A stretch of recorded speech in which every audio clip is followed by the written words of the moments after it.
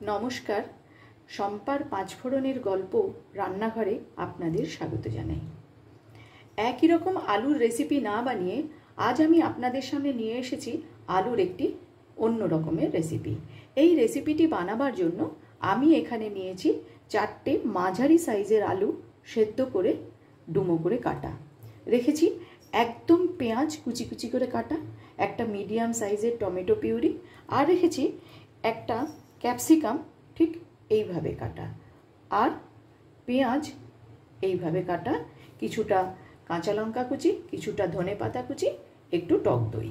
দইয়ের মধ্যে আমি দিয়ে দিচ্ছি 1 চামচ মতো লঙ্কা গুঁড়ো, আর দিচ্ছি 1.5 চামচ মতো ধনে গুঁড়ো, আর সামান্য একটু হলুদ। এটা দিয়ে দইটাকে ভালো করে মিশিয়ে আমি রেখে দেব। গ্যাসে ননস্টিকের একটা প্যান আমি বসিয়ে দিয়েছি।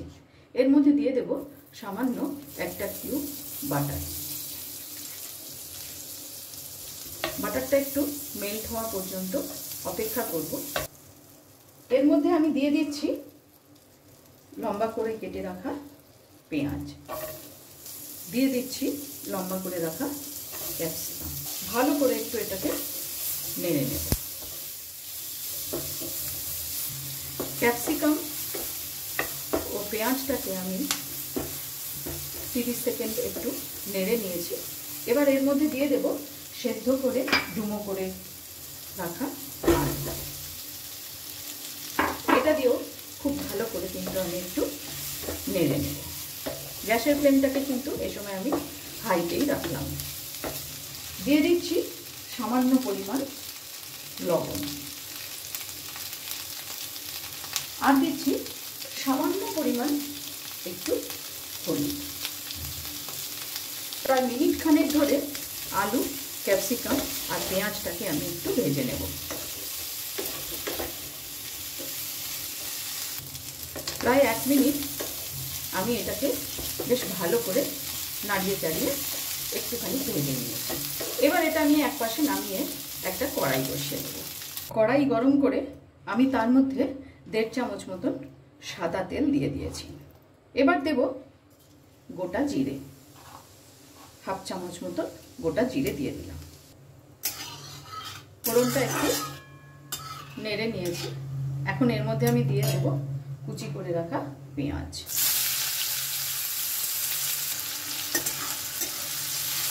পেঁয়াজটাকে একটু ভালো করে ভেজে নেব। পেঁয়াজটা কয়েক সেকেন্ড ভেজে নিয়েছি। এবার এর মধ্যে আমি দিয়ে দিচ্ছি 1/2 চামচ মতো আদা রসুন বাটা। ভালো করে কষিয়ে নেব।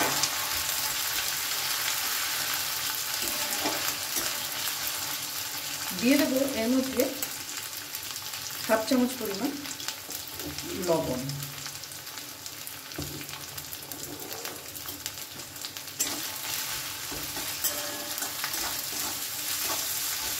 গ্যাসের ফ্লেমটাকে মিডিয়ামে রেখে মশলাটা আমি ভালো করে কষিয়ে নেব।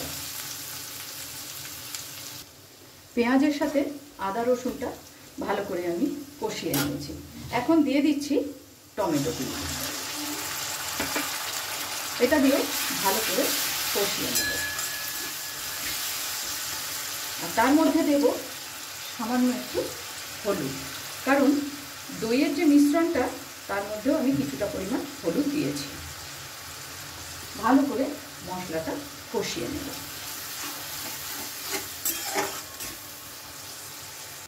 মশলা ভালোভাবে কষানো হয়ে গেছে।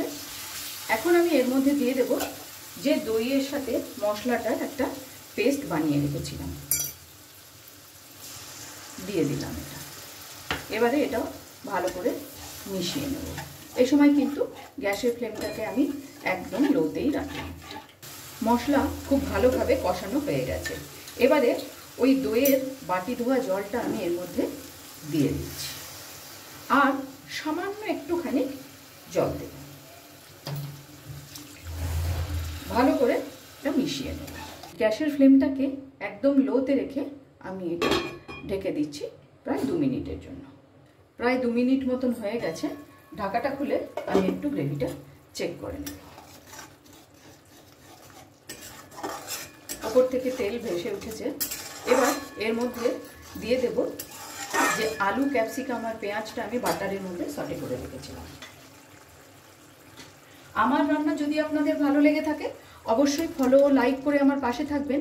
আর যারা আমার চ্যানেলটি এখনও সাবস্ক্রাইব করেননি তাদের কাছে অনুরোধ রইল চ্যানেলটি সাবস্ক্রাইব করে পাশে থাকা বেল আইকনটি অবশ্যই প্রেস করবেন, যাতে আমি কোনো নতুন রেসিপি দিলে আপনাদের কাছে নোটিফিকেশন পৌঁছে যায়।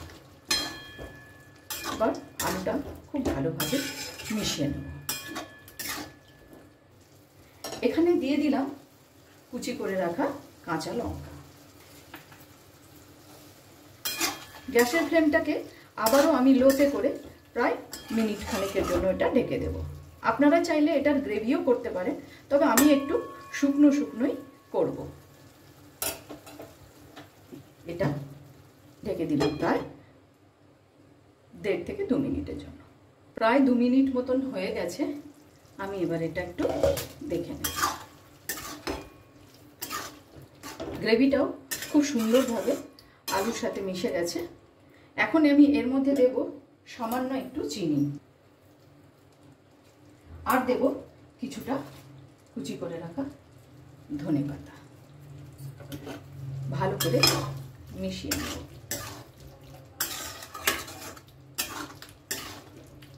একদম রেডি হয়ে গেছে।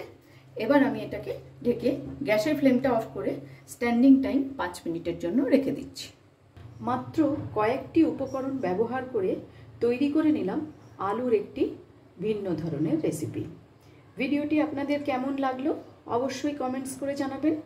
আজ তাহলে এই পর্যন্তই। দেখা হচ্ছে সামনের ভিডিওতে অন্য কোনো রেসিপির সাথে। ভালো থাকবেন, সুস্থ থাকবেন।